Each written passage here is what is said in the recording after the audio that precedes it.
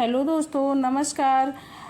दोस्तों, आज के इस वीडियो में हम बात करेंगे कि 2026 में हरितालिका तीज व्रत कब रखा जाएगा और इसकी कथा क्या है। तो 2026 में हरितालिका तीज का व्रत रखा जाएगा 14 सितंबर दिन सोमवार को।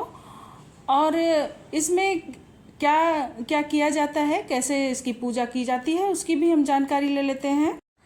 दोस्तों, इस दिन महिलाएं अखंड सौभाग्य और सुखी दाम्पत्य जीवन के लिए भगवान शिव, माता पार्वती और भगवान गणेश की विधि विधान से पूजा करती हैं। यह व्रत निर्जला यानी कि बिना अन्न और जल के रखा जाता है। महिलाएं सुबह उठकर स्नान करती हैं, नए या फिर धुले हुए शुद्ध वस्त्र धारण करती हैं और 16 श्रृंगार करती हैं। इस दिन हाथों से रेत, शुद्ध काली मिट्टी या फिर बालू से भगवान शिव, माता पार्वती और गणेश जी की प्रतिमा बनाई जाती है। फिर उसको चौकी पर स्थापित करके बेलपत्र, शमी पत्र, धतूरा, आम के पत्ते, फूल, फल और माता पार्वती को 16 सुहाग की सामग्री इत्यादि अर्पित की जाती है। इस व्रत में रात्रि में जागरण भी किया जाता है, यानी कि इस रात को बिना सोए हुए बिताया जाता है। भजन कीर्तन करते हैं और भगवान शिव और माता पार्वती की कथा सुनते हैं। अगले दिन सुबह भगवान की पुनः पूजा आरती करने के बाद जल ग्रहण कर व्रत खोला जाता है। अब चलिए सुनते हैं हरितालिका तीज व्रत की कथा। दोस्तों, पौराणिक कथा के अनुसार माता पार्वती ने मन ही मन में भगवान शिव को अपना पति मान लिया था। उन्हें पाने के लिए उन्होंने हिमालय पर गंगा तट पर बाल्यावस्था में ही कठोर तपस्या की थी। इस दौरान उन्होंने कई वर्षों तक केवल सूखे पत्ते चबाकर और फिर निराहार रहकर तप किया था।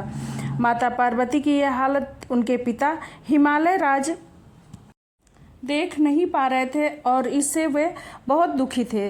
तभी देवर्षि नारद ने भगवान विष्णु का प्रस्ताव लेकर हिमालय पर्वतराज के पास आए कि विष्णु जी और माता पार्वती जी का विवाह करा दिया जाए।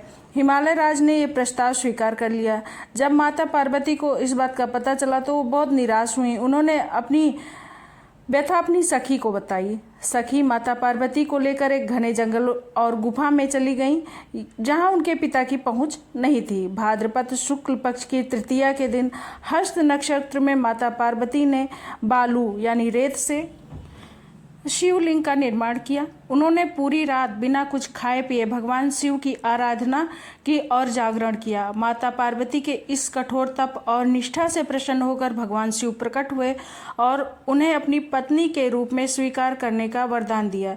चूँकि माता पार्वती को उनकी सखी उनके पिता के घर से अगवा यानी हरण करके ले गई थी और वहाँ उन्होंने वह व्रत किया था, इसलिए इस व्रत का नाम हरितालिका यानी कि सखी द्वारा हरण करके ले जाना पड़ा। तभी से सुहागने और कुंवारी कन्याएं मनचाहा वर और अखंड सौभाग्य पाने के लिए यह कठिन व्रत करती चली आ रही हैं।